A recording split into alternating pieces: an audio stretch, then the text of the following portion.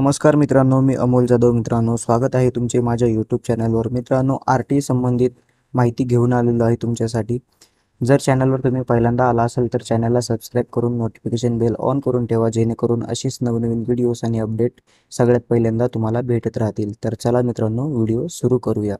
मित्रांनो, शिक्षणाचा अधिकार अर्थात RTच्या कायद्याच्या कक्षेत येणाऱ्या सर्व केंद्रीय आणि CBSE बोर्डाशी संलग्न असलेल्या शाळांमध्ये अभ्यासक्रम, पुस्तके आणि मूल्यमापन पद्धत यामध्ये एक समानता आली पाहिजे, असे राष्ट्रीय बाल अधिकार संरक्षण आयोगाने स्पष्ट केले.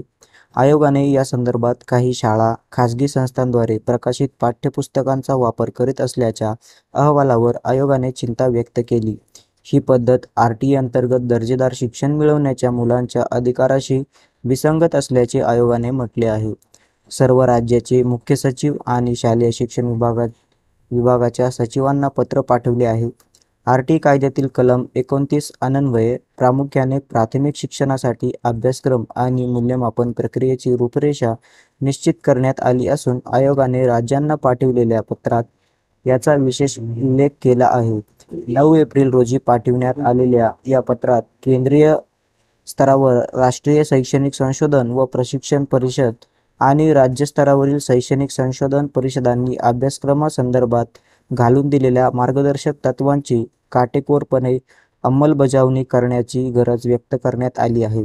आयोगाने आपल्या शिफारसींचे पालन करण्यास शाळांना 30 दिवसांची मुदत दिली आहे. RT कायद्यातील अभ्यासक्रमांशी संबंधित मापदंडाच्या अंमलबजावणीमुळे शैक्षणिक साहित्य मर्यादित राहून आर्थिक खर्च कमी होईल.